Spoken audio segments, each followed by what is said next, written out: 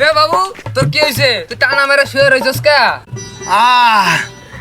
আরে বেটা আর কইস না, বিনা দাওয়াত খাওয়ার যে একটা মজা, সেটা যদি মুই না খাইতাম তাহলে বুঝতাম না।